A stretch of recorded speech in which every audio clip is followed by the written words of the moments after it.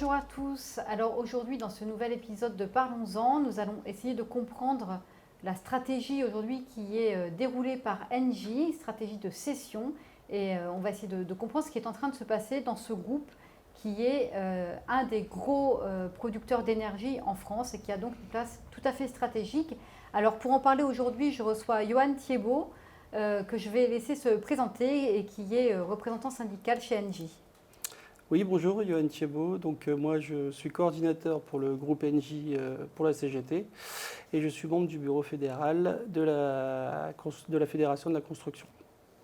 Merci beaucoup, Johan. Alors, depuis un an maintenant, le dossier Engie, il agite beaucoup, notamment la représentation nationale, parce qu'il y a un an, Engie a annoncé la cession du groupe Suez à Veolia. Et à l'époque, les parlementaires se sont beaucoup émus déjà de cette première énorme cession et de ce que ça allait entraîner sur le marché de l'eau, en France notamment, mais pas uniquement, et aussi sur le marché de gestion des déchets. Mais à cette occasion-là, à l'époque, on avait déjà eu l'occasion de discuter et vous m'aviez déroulé toute une stratégie de cession qui était en cours chez Engie et qui est en train aujourd'hui de se réaliser, telle qu'à l'époque, vous me l'aviez décrite, et qui, en tous les cas, nous inquiète beaucoup chez les nouveaux démocrates parce qu'on se dit il est en train de se mettre là en œuvre une stratégie industrielle et en matière de politique énergétique qui n'a pas forcément été expliquée aux Français. Alors, est-ce que vous pourriez nous parler notamment des cessions récentes qui ont été annoncées, notamment de Wendel, et voir de la suite? Alors, si on reprend Engie, actuellement, c'est à peu près 155-160 000 salariés, à peu près 60 milliards de chiffre d'affaires et un peu plus de 400 millions d'euros de résultats. On est sur un plan stratégique qui date de mai 2021 à peu près. Donc un plan qui a annoncé au départ la suppression de 15 000 emplois, dont 9 000 en France, qui avait été dénoncé par la CGT, en disant dont Wendel faisait partie. Ce premier plan était en gestation, on va dire, puisque à partir du 31 juillet 2020, le président nous annonce la mise sur revue stratégique de toute la partie solution. Alors la partie solution, pour être très précis, ce sont les entreprises INEO, Axima, Cofeli. Et Wendel, on verra que Wendel a été géré encore à côté. En septembre 2021, le président... 2020, excusez-moi, tout à fait. En septembre 2020, le président annonce que en fait, la partie service serait mise en vente assez rapidement. Donc on va rentrer dans une phase de consultation qu'on a pu voir après. Pour la partie, on est quand même sur une partie assez inquiétante, puisque d'un côté, on dit, voilà, on va vendre Wendel. Wendel, c'est 6 000 salariés, à peu près 1 500 dans l'industrie, 4 500 dans le nucléaire. Dans la partie nucléaire, principalement, il y a une partie civile et une partie militaire, qu'il ne faut pas oublier, puisque tout le monde parle du civil, mais il y a quand même une partie militaire qui est justement la maintenance au niveau des bâtiments de la DGA, la maintenance de nos navires militaires, et une partie civile, cette fois-ci, qui est vraiment sur nos entreprises nucléaires. On nous dit on va vendre Wendel. On va passer par le premier sujet qui est quand même Wendel. On veut vendre donc à partir de octobre 2020, le président dit Wendel est en vente, ce qui est quand même une incohérence déjà, puisqu'on venait à peine un an avant de lancer un projet, le projet Aurora, qui était là pour remettre sur pied Wendel, puisque la partie nucléaire est très rentable, la partie industrielle beaucoup moins, tout simplement parce qu'on n'a jamais non plus investi, ni même avoir eu de vision stratégique sur cette partie-là. Cette partie Wendel, donc, elle est divisée, comme je vous disais, en deux parties. Et la partie civile, c'est vraiment la maintenance nucléaire de notre parc, notre parc nucléaire français, et quelques incursions en Belgique. Alors, Engie a 2 centrales en Belgique nucléaires, on fabrique de l'électricité. Le gouvernement belge a décidé de fermer les centrales nucléaires, et ces centrales nucléaires, il va falloir les démanteler. Wendel aurait eu toute sa place pour attraper le savoir-faire de démanteler les centrales Engie, puisque de toute façon, Engie a déjà mis les fonds de côté pour démanteler, ce qui nous aurait permis, pour la partie Wendel, à également avoir le savoir-faire pour démanteler nos propres centrales qui vont arriver dans le temps, et donc d'avoir une ambition sur le long terme, ce qui n'a pas été le cas actuellement.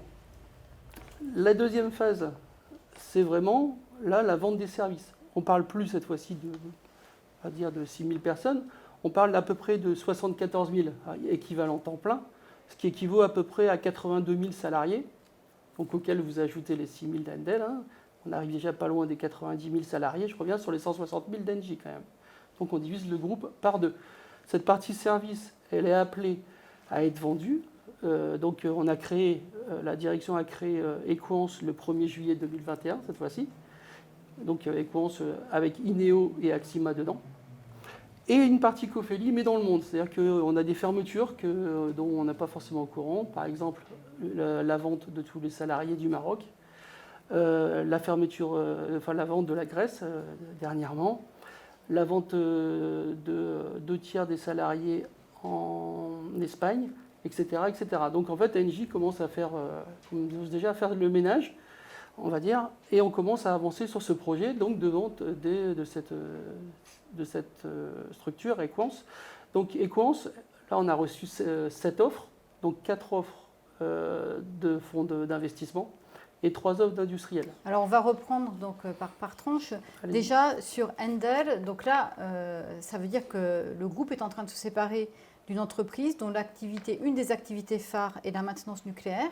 Oui. D'ailleurs, il suffit de regarder les rapports annuels d'Endel et on se rend compte que Endel a participé à la construction de tous les cœurs nucléaires en France. Donc on est sur une entreprise qui a une expertise qui est vraiment propre, que personne d'autre, qu'aucune autre entité n'a aujourd'hui en France. Et ce qu'on a pu lire dans les coupures de presse et dans ce qui a fuité aujourd'hui de cette opération de cession, c'est que les titres d'Endel allaient être vendus à valeur négative. Alors c'est ce qui a été dit. Alors est-ce que ça veut dire que cette entreprise ne vaut rien? Qu'est-ce que ça signifie exactement?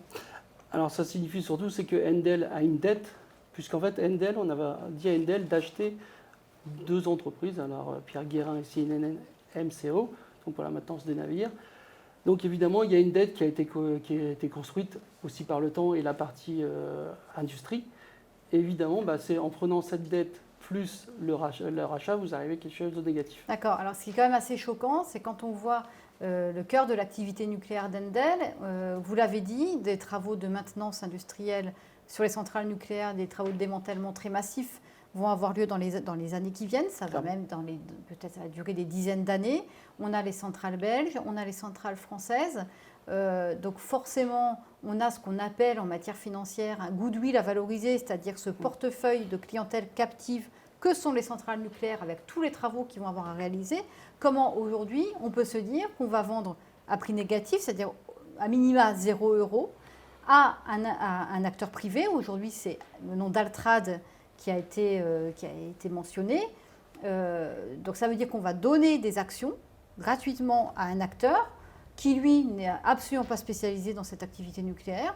Je ne vois pas ce qui peut l'empêcher, à vrai dire, dans 2 ans, de recéder ses titres, avec au passage des dispositifs fiscaux qui font qu'en plus, évidemment, on évite la fiscalité liée à la plus-value, etc. Mais surtout, d'empocher une plus-value toute faite, puisqu'à la base, il aura acquis ces titres pour une très faible valeur.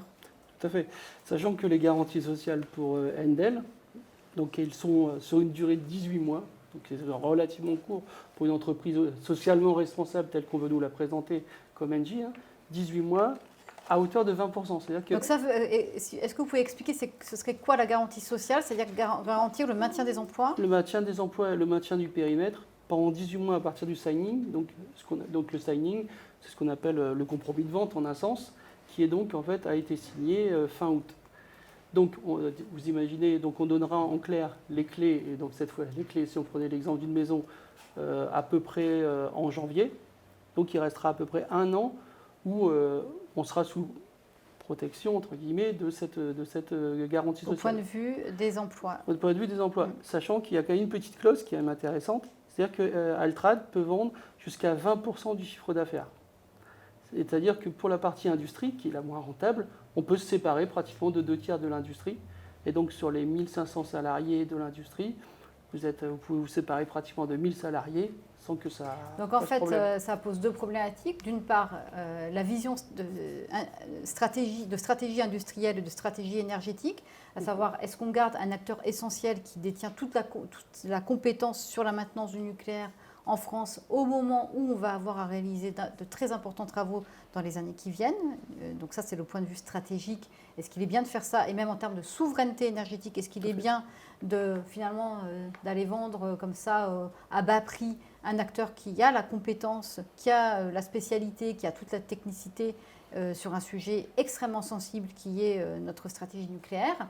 Et puis d'autre part, en termes d'emploi, ce que représente aujourd'hui Endel en France, on voit là qu'on met en risque en fait des milliers et des milliers de salariés. Clairement. Alors pour l'autre partie du groupe, donc ce que vous nous expliquez avec Equans, c'est-à-dire que c'est encore une fois, on ne va pas rentrer dans tout le détail, mais ça veut dire on cède les activités de service d'Engie à l'extérieur, alors mise sur le marché des titres. Est-ce qu'on connaît déjà les futurs repreneurs ou... Alors il y a 7 offres non engageantes à l'instant T, hein, donc 4 fonds industriels. Je pourrais vous les citer si vous voulez. Hein, donc Carlyle Group, Apollo, PAI-CVC et Bain Capital. Et en termes d'industriels, il y a Eiffage, SPIE et Bouygues. Sachant que Eiffage, SPIE et Bouygues sont en moyenne 2 à 3,5 fois plus petits que Equans en tant que tel. D'accord. Donc on est en train de vendre. Donc à Equans, pour revenir sur cette partie-là, c'est 80 000 salariés, ce que je vous disais, à peu près 13 milliards de chiffre d'affaires qui, sortis d'Engie, rapporteront plus non plus dans le bilan d'Engie. On en pourra parler de la partie économique. Et donc cette partie-là, ces salariés vont être vendus avec tout le savoir-faire qui ont été acquis. Hein. C'est des sociétés qui ont été acquises dans le temps, qui sont historiques. Et on revient en fait à un périmètre Engie qui revient pratiquement au périmètre de Engie pré-fusion, qui est autour de, on estime, 60-70 000 salariés, avec un chiffre d'affaires de 40 milliards. Recentré sur le gaz. Recentré sur le gaz. Mais le gaz qui lui-même, dans un second temps, doit lui aussi finalement faire l'objet de cessions. Alors le gaz, d'ailleurs on peut le voir, alors il y a les directives gouvernementales avec l'ARE 2020, et donc l'interdiction du gaz dans les logements collectifs, puis dans les logements personnels neufs dès 2025. Donc évidemment que la consommation de gaz, elle va diminuer. D'ailleurs, on voit que Engie se désengage également du gaz, puisque Engie vend de plus en plus sa participation dans GRT Gaz, à l'intérieur de GRT Gaz. Donc au final, la question qui se pose, c'est quid d'Engie? Puisque d'un côté, on nous dit, on vend la partie NDL, on vend la partie service, on vend la partie, tous nos pépites comme GTT, qui étaient, etc., des sociétés qui étaient vraiment des pépites en termes d'ingénierie, etc. Tout ça, on le vend. On va dire, on se recentre sur le gaz et sur les ENR. Sauf que dans les ENR, si on regarde... Donc les ENR... C'est les énergies renouvelables, voilà. Excusez-moi, oui. Énergies renouvelables, donc c'est le solaire et l'éolien. On nous dit, on va se développer dans ce domaine-là. Et finalement, quand vous regardez les chiffres, les investissements d'Engie, en 2019, Engie a investi à peu près 2,4 milliards dans les ENR. Et le plan Cocher, on va dire, le plan Cocher, donc c'était cette partie-là. La partie plan Clamadieu avec Madame MacGregor à la tête, on sera autour de 2,3 milliards. Donc on est même plutôt en baisse au niveau des investissements dans les énergies renouvelables. On est aussi en baisse dans les énergies renouvelables. Donc à la fin de tout ça, le stade ultime, c'est on vend les canalisations de gaz à la Caisse des dépôts et le négoce du gaz, Total a déjà fait savoir qu'il était intéressé à le reprendre. Ça veut dire que on vend, on dégage du cash et il se passe quoi? On devient un fonds d'investissement. C'est que Engie n'existe plus en tant que tel, en tant qu'acteur industriel, mais dégage du cash. Et même ça, finalement, c'est même pas forcément ce qui va se passer parce que la stratégie de distribution de dividendes, elle est extrêmement dynamique, voire agressive. Tout à fait. En fait, la stratégie de dividendes chez Engie, c'est à peu près donner 2 à 3 fois le résultat net du groupe de tous les ans. Donc c'est à peu près 2,5 milliards d'euros qui sont distribués par an. Sauf que ces 2,5 milliards correspondent exactement au montant des cessions. C'est-à-dire que vous êtes en train de vendre l'entreprise pour donner à vos actionnaires. Donc ça veut dire que ça vient contredire, d'ailleurs, ce qui a été dit par le passé à la représentation nationale, qui était de dire oui, on fait des cessions pour dégager du cash, pour investir dans les énergies renouvelables. Or là, ce que vous nous expliquez, c'est que ce cash, il est intégralement distribué. Tout à fait. Donc, alors ça veut dire, au final, si on conclut cette démonstration-là, c'est qu'on est en train de dépecer un groupe de le vendre vraiment à la découpe. Et là, c'est une terminologie qui a souvent été employée par les organisations syndicales, mais là, on le constate en tous les cas, pour au final distribuer du dividende et finalement dissoudre tout l'enrichissement, tout le capital accumulé au cours de décennies de construction de ce groupe. Voilà, on parle quand même de Engie, c'est quand même GDF à la base, hein, Gaz de France tel qu'on a pu le connaître depuis 1945-46, créé par Marcel Paul, hein, on ne va pas revenir sur l'histoire. C'est également Suez, et en fait on est en train de détruire une entreprise historique, tout simplement pour donner du capital. On n'est même pas sur un capitalisme anglo-saxon qui dit moi je vais réinvestir dans l'entreprise pour faire monter l'action. On voit que l'action Engie est très flat, donc très linéaire, on va dire, depuis des années. On est vraiment là sur un capitalisme rapace qui est juste là pour récupérer un maximum de pognon, quitte à détruire une entreprise historique et un service public qui est associé. Alors le problème derrière tout ça, c'est qu'il va y avoir des impacts aussi sur les consommateurs, sur la consommation du gaz, sur le tarif à la consommation. Peut-être vous pourrez nous en dire un mot avant de conclure. Et puis, bien évidemment, on est en train de dissoudre une des grandes entreprises publiques, encore à capitaux publics, où l'État est actionnaire majoritaire, sans le dire finalement aux Français. Aujourd'hui, tout ça se fait finalement par fuite, par voie de presse, etc. Mais à aucun moment, les représentants de l'exécutif ne sont venus devant la représentation nationale expliquer leur stratégie, et devant les Français, expliquer la stratégie sur Engie. Et ça, il me semble que c'est extrêmement grave. Oui, tout à fait. Alors, on est vraiment sur un dialogue social qui est très, très encadré, hein, puisque là, nous, on a voulu voir les repreneurs. Enfin, les repreneurs nous ont appelés pour nous voir. Ça a été interdit par Engie, donc on n'est même pas sur ce point-là. Donc, on est vraiment sur un dialogue unilatéral de Engie qui doit voir avec ses repreneurs pour faire monter le prix. Peu importe d'ailleurs les garanties sociales. Le comité européen a demandé des garanties sociales. Engie, pour l'instant, ne s'engage sur rien. Sur la partie consommateur dont vous parliez, c'est très important, parce qu'on voit quand même les 3 derniers mois, on a eu une augmentation de tous les mois. C'est quand même une amputation du pouvoir d'achat des Français. Et si on regarde sur le long terme, depuis la privatisation donc, de Gaz de France et la fusion avec Suez, l'augmentation du gaz a été à peu près un peu plus de 80%. Donc vous imaginez bien que le prix de l'énergie, il a grimpé alors que les salaires n'ont pas augmenté autant. Sur la stratégie de l'État, avec EDF et Engie, on est quand même sur 2 entreprises qui étaient, on va dire, possédées. Alors pour Engie en majorité et pour EDF complètement sur la partie transition énergétique et écologique, point sur lequel on est tous d'accord. Hein. Sauf que là, on est en train de dire qu'on veut un plan de relance basé sur la transition énergétique et écologique, mais en détruisant les entreprises qui auraient pu faire la transition écologique et énergétique. Un non-sens total de l'État. Voilà, donc ça, effectivement, à tout le moins, on a besoin de transparence sur ces opérations-là. On a bien compris qu'aujourd'hui, il faut absolument qu'on aille massivement faire la transition énergétique, que le gaz, c'est une des solutions qui a peut-être moins d'avenir, mais en tous les cas, aujourd'hui, c'est là, cette solution, elle est là. Et surtout, aujourd'hui, ce sont des millions et des millions de foyers qui sont alimentés par le gaz. Donc, ce n'est pas uniquement parce qu'on cède une activité gazière qu'elle va s'éteindre du jour au lendemain. Et surtout, il faut absolument que l'actionnaire État vienne expliquer devant le peuple français, en fait, quelle est la stratégie qui est employée et pourquoi aujourd'hui, à chaque fois qu'on a une cession, on distribue finalement et finalement on amenuise ses capacités d'investissement dans la transition énergétique.